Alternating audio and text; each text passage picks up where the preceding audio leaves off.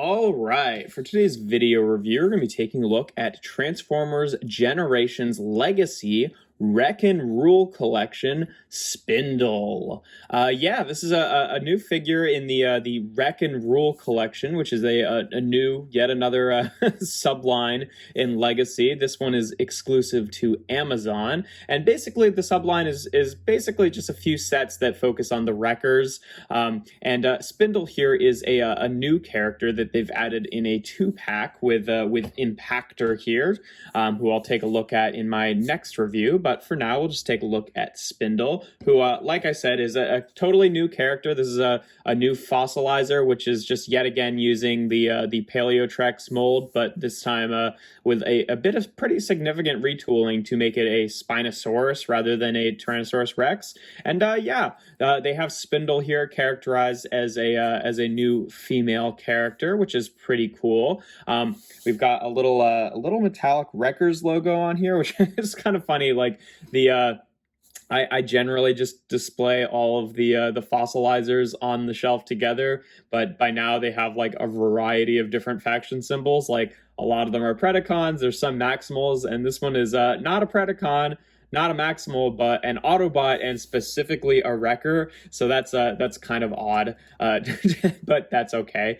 We do have another new fossilizer coming in the Wreck and Roll collection. I didn't pick up all the Wreck and Roll sets, just the first two, the 2-packs. I didn't really want the repaints of Bulkhead, Springer, or Topspin, or Twin Twist rather. I don't know. But I really like what they've done to Spindle here. I think that she's got a pretty, I mean, obviously it's not realistic colors in any sense, but it is a pretty appealing color scheme. And it definitely, it matches her packmate here, Impactor. They've got a lot of the same colors here, same molded colors of plastic. And, even though I'm not going to display them together, I think it is kind of cool that they have that cohesion in the set itself.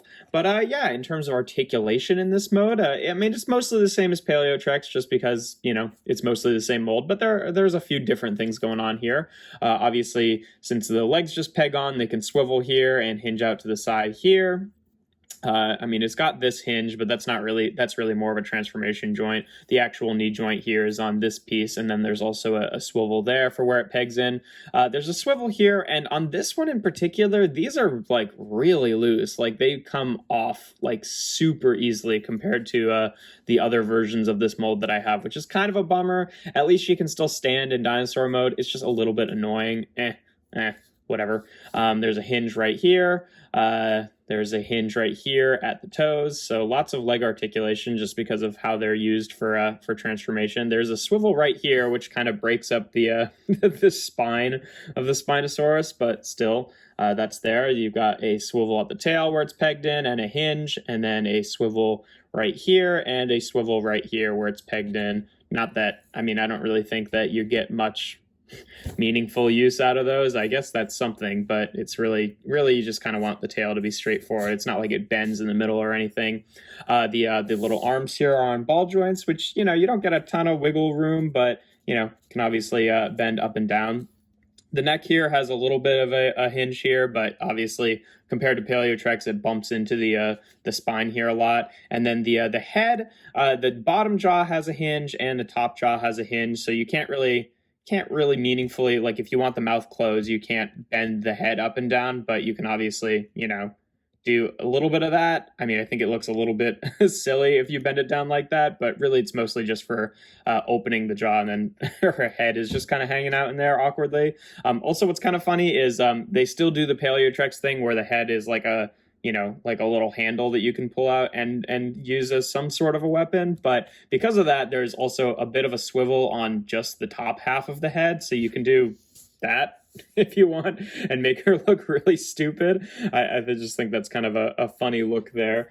But yeah, no, pretty good articulation as is the case with all the fossilizers, just because it's a lot of, just peg and socket connections. But yeah, no, I really like the Spinosaurus mode. I think it looks pretty good. And, in some cases, just like with the way that the head cranes up like that, it works even a little bit better for me than it does for the like Paleotrex mold, just because like I mean, T-Rex's heads don't do that quite as much. I mean, neither do Spinosauruses really, but a little bit more than T-Rex's. So I think it works a little bit better in this context. But yeah, in terms of comparisons, just for the standard one, here she is with Kingdom Sideswipe. You can see what the dinosaur, skeletal dinosaur looks like with the car there. Here she is. This is kind of a fun one. Here she is with, for another Spinosaurus transformer, here she is with Age of Extinction Scorn. I think they look pretty cool together. I think both of these designs work. Obviously, she's a lot more skeletal in nature, but then again, with the Age of Extinction design, that's also pretty spindly as well. And then here she is with all the other fossilizers that I have. And I think, nope, that's Impactor. I think that this is almost all of them. I mean, there's the other one, obviously, that's going to be coming in the second Wreck and Rule pack for when that releases. Probably not too long, honestly, because this pack was also very early. And then I guess I don't have the repaint of Vertebrae, Dracodon, but part of me is kind of tempted to go track that down just so I have all of them, but I don't think so. I don't need that one because it's just a straight up repaint. But yeah, I think they're a good looking crew together. Like at first, adding like a couple that had like the weird color schemes made them kind of stand out. But I think at the end of this, that's going to be about half of them. So maybe it's like two different, teams within the fossilizers there. But either way, I think they all look pretty cool together. It's nice to see a new dinosaur, even if it is a retool of an old mold there. And of course, being a fossilizer, getting into transformation, it's pretty much just like a huge pile of parts forming. It's pretty similar to Paleotrex, but there's a couple differences there. So you just want to take off the tip of the tail here and the rest of the tail, put those off to the side, take off the legs here, and then separate the lower legs. Just a lot of parts forming, which again, I mean, I'm sure that you're familiar with fossilizers at this point. Take off the little chest piece here. The little, I guess, what will be the robot mode hips comes off there. And then we just untab the spine section there. And these are all our parts. We'll start off here with this section. You just want to fold down the dinosaur arms there. And then we take the top legs, the top pieces of the leg, straighten them out like that, and then fold this piece down to be the heel. And we just attach it like that. Again, just like Paleotrex, nothing new here. And then we want to take this section. This will be the body. You want to open the jaw. It's kind of strange is like when you actually open the jaw, it does push the head up a little bit. So you kind of have to like extend this a little bit as part of the transformation. Otherwise, the little bits here on the lower jaw kind of bump in the way. So you have to kind of do that to do it, but whatever. You just want to fold this bit down and then fold the lower jaw. And what used to peg in on Paleotrex now has a little tab at the end of that peg, which will go into the bottom jaw here. So you just want to lock that in place. And then for the head itself, it kind of clicks back like this for dinosaur mode. So you want to click it forward and then take the top jaw and rotate it down like that. And it kind of just hangs off the head here. I sort of wish it like clicked in place because it's not like the strongest joint in the world. And it's really easy to bump that out of place, but And then you just peg that into the body there, obviously. You take this section here, and this will be one of the upper arms. You plug it in like that, and then take the corresponding right or left arm for the dinosaur mode. I usually just try to make it so that the small sections of the pins are facing forward, and then just peg it in there. Then for the other arm, same thing. This piece is the same that was on Paleotrex, but they had it on the other side on Paleotrex, so now it's on the opposite side. I guess just for a little bit of a differentiation. You just plug it in like that. Take the little chest piece here, and it'll just plug into the front here. It's a new piece. Looks very cool. I like the look of that piece a lot. And then, so this piece, the kind of like optional weapon piece, which you can obviously have her hold in her hand, but just because of the way that the hands work on this mold, I never thought that looked particularly good, just because it doesn't actually look like it's being grasped at all, because it's not being held like here it's being held here. But on Paleotrex, there was a piece that on one of the shoulders that you could tab it into, and that's not the case with her. Where you tab it in here is that there's actually a little slot on the bottom jaw of the Spinosaurus, and you can plug it in like that, which I think actually works even a little bit better in terms of just like visually getting it out of the way. But yeah, there you have Spindle in her robot mode, and I think she looks super cool. I mean, obviously, it's the same sort of like weird proportions that Paleotrex has. So if that was never something that appealed to you, then this one doesn't really do a ton to switch that around, but it is a little bit different. But yeah, no, I've always been into the really weird fossilizer designs. So this definitely works for me. And man, purple and yellow, the complementary colors, it just works super well. It would have been kind of cool to see this figure like with a more realistic kind of bone color scheme like some of the other ones, but I still think it works pretty well. In terms of articulation, obviously, quite a bit of articulation because of the way it all connects together, but also very similar to Paleotrex. The head here is on a swivel here, and then obviously can extend up if you want it to. It's again, it's kind of annoying that the top jaw doesn't like click in place or anything. I thought at first that it might, but I tried pulling it down and it does not feel like it wants to click into place, so I'm not going to try to force it. It's not the end of the world, just a little bit annoying, but yeah, it's kind of funny that the whole top jaw kind of rotates around the back with her. The shoulders are obviously just pegged in so they can swivel and then hinge out to the side like that. Each arm piece also has its own dedicated bicep swivel here and here.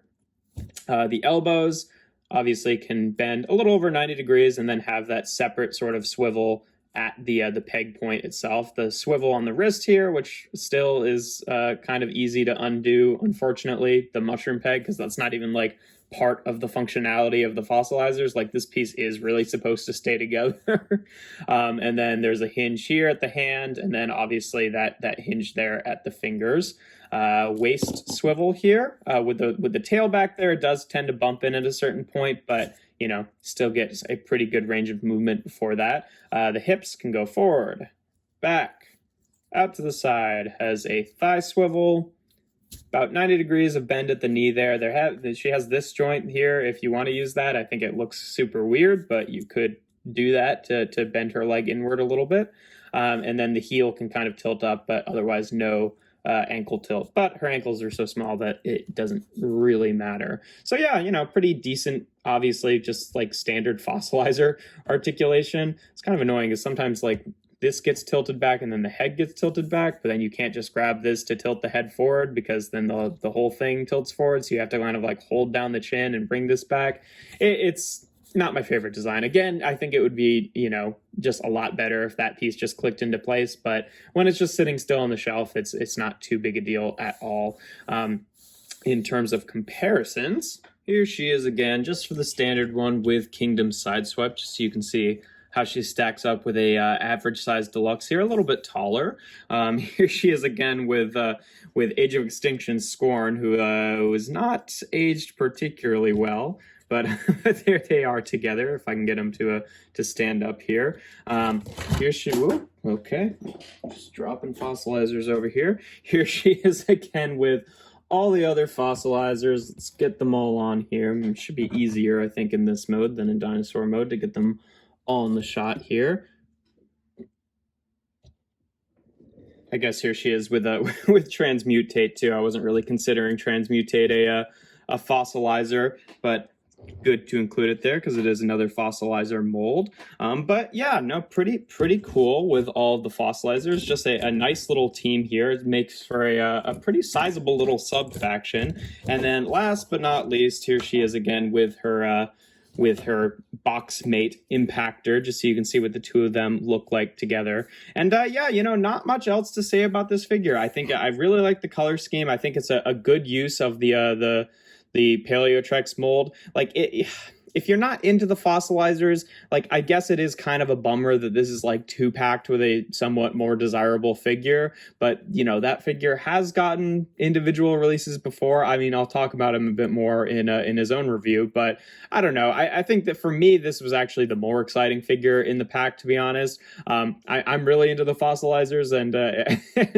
and I, you know, it would be good to sit down sometime and actually like put more effort into doing a bunch of crazy combos. Like, I've got, you know, a pretty decent, I think, combiner with like the 3 main ones with Wingfinger, Paleotrex, and Ractonite, but definitely there's a lot of more opportunity to do a bunch of crazy other combinations. And, you know, I'm not going to show it off in particular, but like the other, you know, fossilizers and stuff like that, you obviously can do a lot of crazy weapons and stuff like that. And what's really nice is with Impactor himself, you know, you can do some good things because they actually like share a color scheme. So you can do some of the more standard kind of fossilizer weapons, but actually having them match the color scheme of the figure that they're with, I think is really cool. Like, I think that looks pretty cool, giving him a big axe. And you know, that's you know, it's a good use of it. I guess like the other more unique thing to show off with this figure is, you know, I guess you could have Impactor hold a Spinosaur's top half of its head as a weapon. I mean, that's something. It doesn't really, I don't think, look quite as good as a weapon as Paleotrex's head, but I don't know. It's some kind of little sickle, dinosaur sickle. It's a weird weird thing, but that's the only other piece of the figure that actually is you know, kind of different in terms of its weapon mode. But you know, there's lots of crazy combinations you can do, and that is part of the fun of these guys in general. But yeah, that's pretty much all there is to her. If you enjoy my videos, make sure to leave a like and consider subscribing. I do reviews every Tuesday, Thursday, and Sunday. And without further ado, here we have Transformers Generations Legacy Wreck and Rule Collection Spindle. If I can get her arm back on here. Spindle. There she is.